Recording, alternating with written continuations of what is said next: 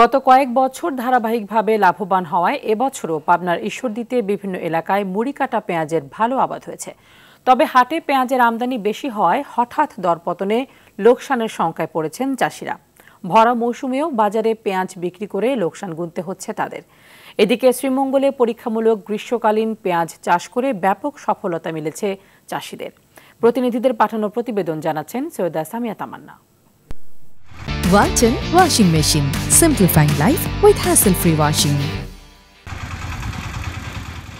ঈশ্বরদীর বিভিন্ন উপজেলায় এখন মুড়ি কাটা পেঁয়াজ তোলায় ব্যস্ত চাষিরা। তবে প্রথমে উচ্চ মূল্যে কেনা পেঁয়াজের বীজ রোপণের পর প্রতিকূল আবহাওয়ায় ফলন বিপর্যয়, উত্তোলন মৌসুমে দাম কমে ন্যায্য দাম না পাওয়ায় দিশেহারা চাষিরা। ন্যায্য মূল্য নিশ্চিতে পেঁয়াজ উত্তোলন মৌসুমে বিদেশি পেঁয়াজ আমদানি সাময়িক বন্ধের দাবি জানিয়েছেন তারা। 10,000 টাকা মন আমরা পেঁয়াজের বেতন কিনেছি, এখন মনে করেন যে আমরা দাম পাচ্ছি না, কৃষক ধরেন একবারে মরে গেছে। আশা করি মানুষ পেঁয়াজ লাগাইছিল সেরকম রেটে পেঁয়াজ বেচতে পারছে না। 1 বিঘা ভূমিতে খরচ হয়েছে মনে করেন 1,35,40, তারপরে সেই পেঁয়াজ এখন বেচতে হচ্ছে 1500 টাকা মন। কৃষক এবার মরি শেষ। এদিকে রাজবাড়ীর 5 উপজেলায় মাঠে পেঁয়াজের ফলন দেখে হাসি ফুটলেও বাজারে দাম কম থাকায় হতাশ চাষিরা। তাদের অভিযোগ, স্টোরেজের ব্যবস্থা না থাকায় কম দামে এই পেঁয়াজ বিক্রি করতে হচ্ছে। ভালো হয় এবার পিস খারাপ না বললেন, পিসের দাম পাওয়া যাচ্ছে না, এই আছে ঘটনা। আমাদের রাজবাড়ী জেলায় কোনো কোল্ড স্টোর নাই পেঁয়াজ রাখার জন্য।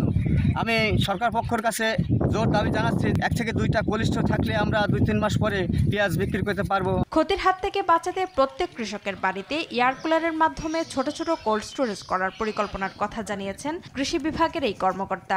বুলার মেথডের পদ্ধতিতে পেঁয়াজ সংরক্ষণ করা খুবই সহজ, প্রতি ঘরে ঘরে যাতে কৃষকেরা করতে পারে সেই ব্যাপারে আমরা পরামর্শ দিয়ে যাচ্ছি এবং সরকারিভাবে তাদেরকে আমরা কিছু উদ্বুদ্ধ করে যাচ্ছি। এদিকে এলটি হাইব্রিড BGS 403 ও রেড হিল জাতের গ্রীষ্মকালীন পেঁয়াজ চাষ করেছেন মৌলভীবাজারের শ্রীমঙ্গল উপজেলার খলিলপুর গ্রামের কৃষক রায়হান আহমেদ। কম খরচ ও লাভজনক হয় প্রথমবারই আবাদে মিলেছে ব্যাপক সফলতা। বর্ষাকালে আমাদের দেশের মধ্যে একটাই ফসল হয় পেঁয়াজের।